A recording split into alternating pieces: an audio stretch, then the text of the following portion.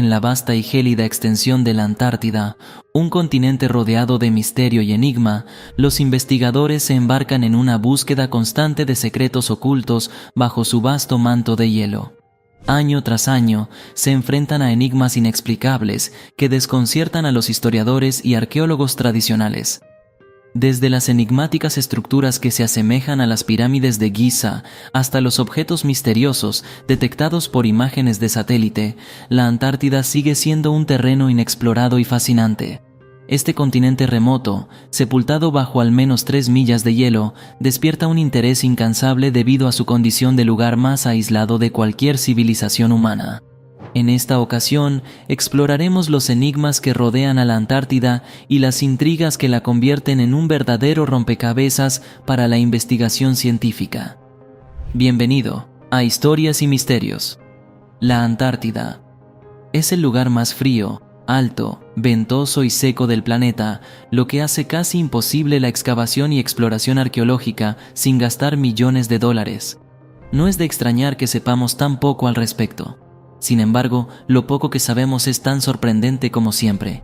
Los registros fósiles revelan que hace millones de años la Antártida era como un paraíso cálido y cubierto de selvas tropicales, bosques, lagos, vegetación y todo tipo de vida silvestre. Esto lleva a muchos a creer en la posibilidad de que en algún momento del pasado lejano, la Antártida fue el hogar de la civilización más antigua de la Tierra y que todos los extraños descubrimientos que se han visto allí son meros rastros de su existencia. Por supuesto, los científicos no pueden cavar a fondo las 3 millas de hielo, pero eso significa que nadie sabe qué hay debajo del hielo. Aparentemente no, porque a finales del año 1929, un teólogo alemán que trabajaba en Estambul, Turquía, encontró un pergamino de piel de gacela que tenía un mapa dibujado. El mapa era del 1513 y fue dibujado y firmado por un almirante y cartógrafo otomano llamado Ahmed Muhyiddin Piri, y más tarde conocido como Piri Reis. Fue muy sorprendente que el mapa representara el norte y el sur de América con extremo detalle, aunque América ya se había descubierto 21 años antes. No se cartografió con tanta precisión hasta mucho más tarde, lo que convirtió al mapa de Piri Reis en el mapa detallado más antiguo que se conserva en las Américas. El mapa incluso mostraba las montañas de los Andes, que fueron citadas por primera vez 14 años después por Francisco Pizarro. Lo que realmente sorprendió a los estudiosos fue que el mapa de Piri Reis también revelaba el continente de la Antártida, y no solo eso, sino que lo mostraba antes de que estuviera cubierto de hielo. Nadie pudo explicar cómo fue posible considerando el hecho de que la Antártida continental fue descubierta en 1820, y para entonces estaba cubierta de hielo durante mucho tiempo. Aparentemente, Piri Reis no creó el mapa completamente por sí mismo. En cambio, usó la vasta biblioteca de Constantinopla, que ahora estaba en posesión de los otomanos. Allí descubrió diferentes mapas antiguos de antiguas civilizaciones como los egipcios, griegos e indios, junto con otras 6 fuentes que Piri Reis no quiso revelar. ¿De dónde estas civilizaciones tomaron el conocimiento de la geografía de la Antártida cuando estaba sin hielo? ¿Y quiénes son las otras 6 fuentes? Sigue siendo un misterio. Mucha gente cree que estas civilizaciones recibieron este conocimiento de fuentes mucho más antiguas, fuentes que quedaron quizás de la primera civilización que existió en la Tierra, una cultura que vivía en la Antártida en una época en la que no había hielo y el continente era cálido y lleno de vida y vegetación. Incluso si asumimos que los navegantes navegaron por la costa de América, África y la Antártida para trazar un mapa, el mapa de Piri Reis debería indicar solo las características costeras. Sin embargo, el mapa muestra con precisión montañas, ríos y características geográficas profundas que no se podrían conocer sin una exploración detallada. No fue hasta 2004 y 2007 cuando un radar sonar examinó con detalles la Antártida y escaneó las características topográficas del pasaje debajo de la capa de hielo. Sorprendentemente, el mapa de Piri Reis mostraba todas estas características debajo del hielo.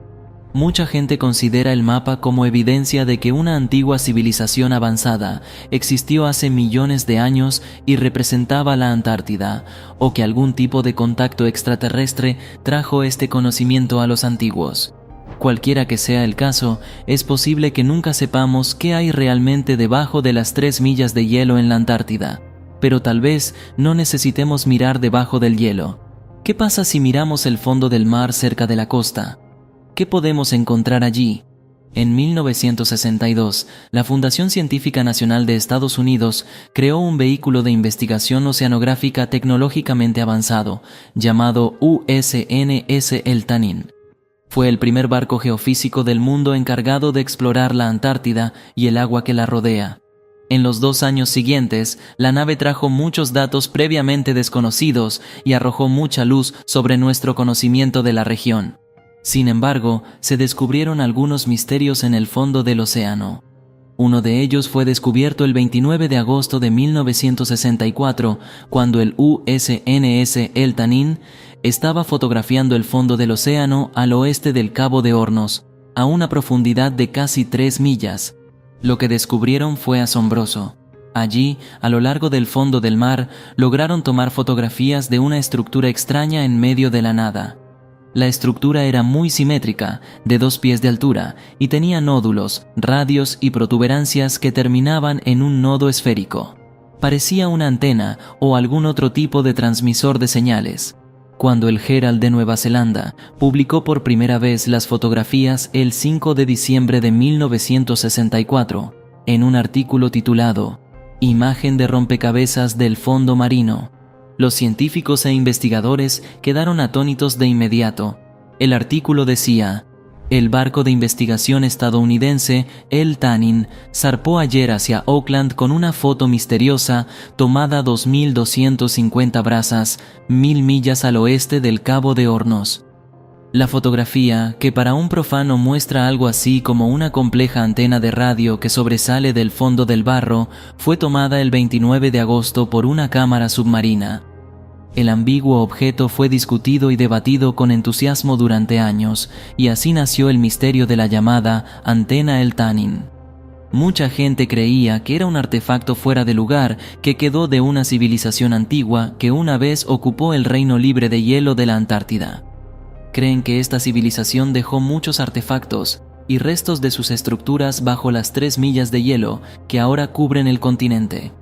El fondo marino cerca de la Antártida es el único fondo que no está cubierto por hielo, por lo que podemos encontrar rastros de su existencia allí.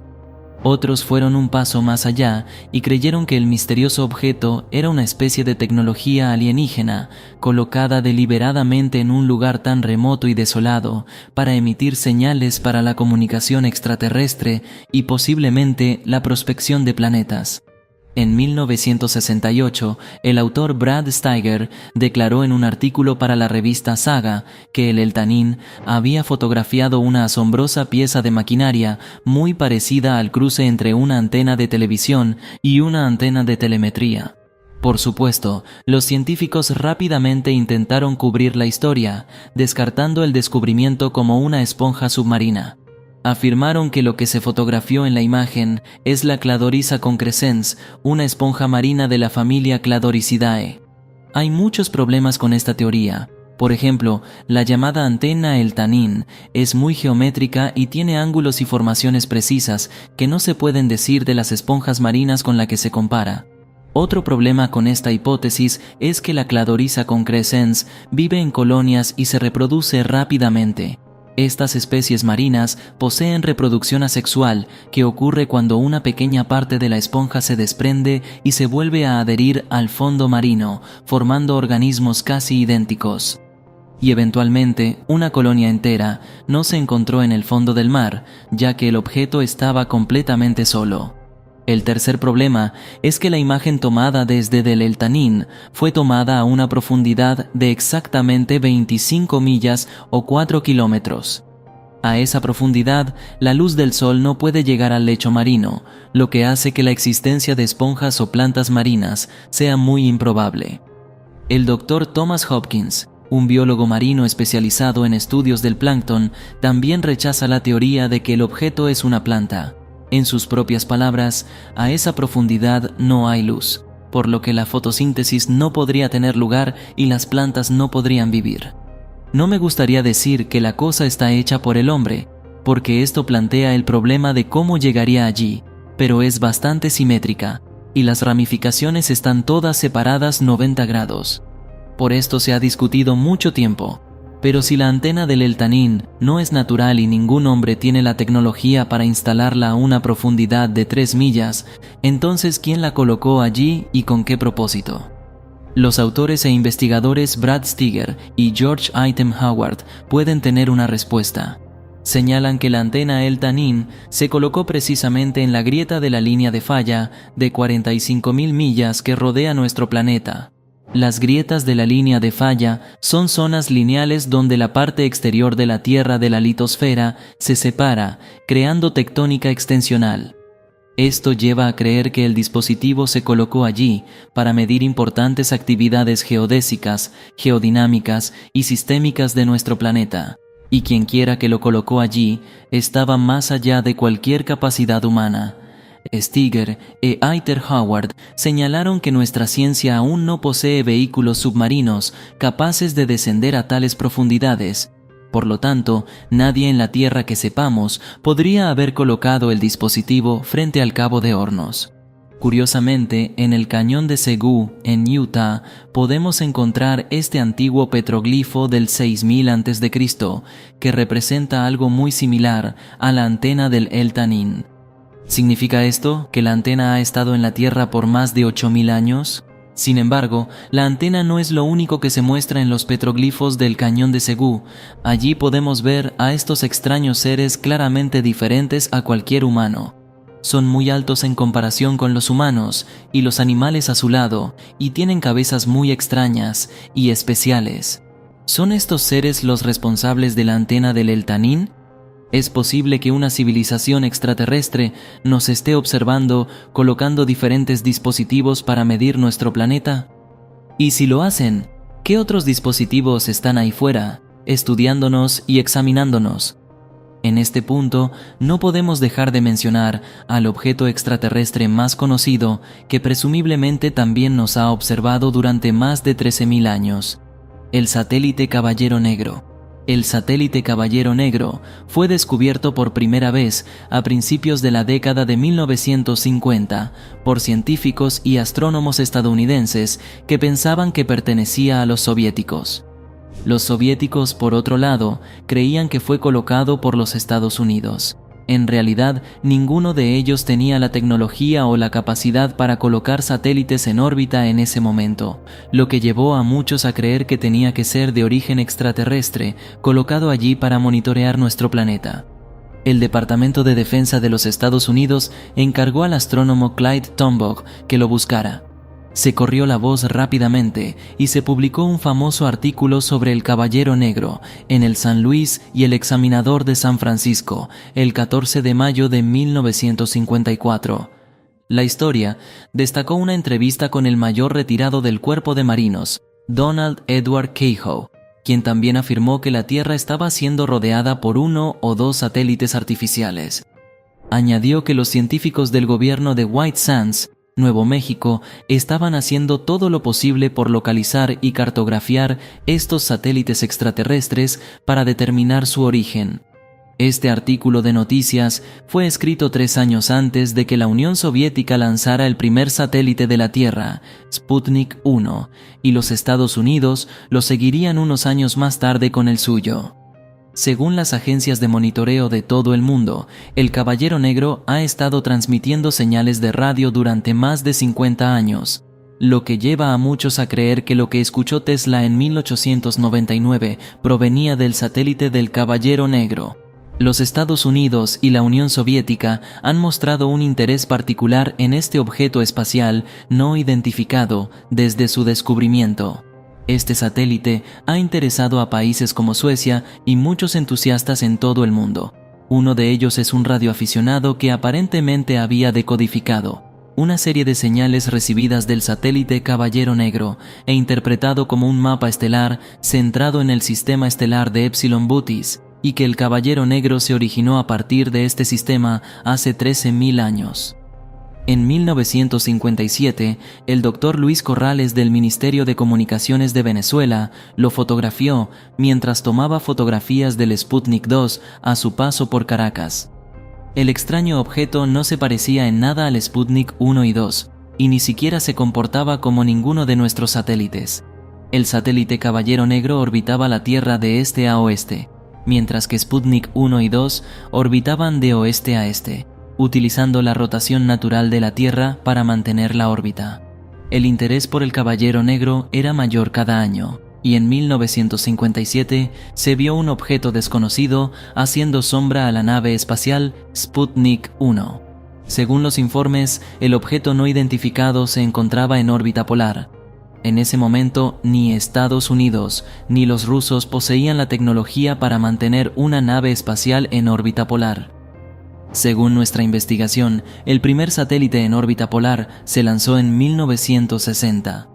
Las órbitas polares se utilizan a menudo para la cartografía terrestre, la observación de la Tierra, la captura de la Tierra a medida que pasa el tiempo desde un punto y los satélites de reconocimiento. Esto colocaría al Caballero Negro en la categoría de un satélite de observación. La única pregunta aquí es quién colocó al Caballero Negro en nuestra órbita polar y quién nos está observando.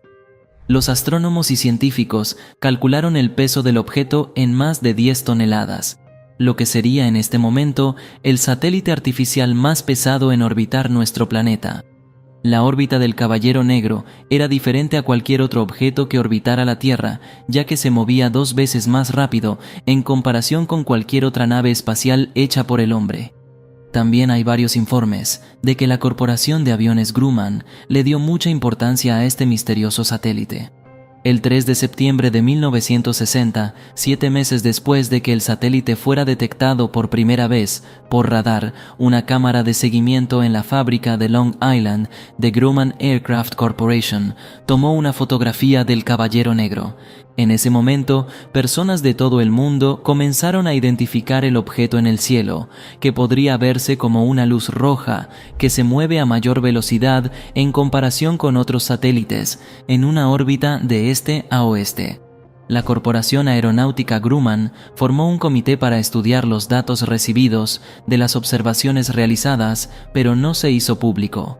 En 1963, Gordon Cooper fue lanzado al espacio en su órbita final e informó haber visto un objeto verde brillante frente a su cápsula en la distancia, moviéndose hacia su nave espacial.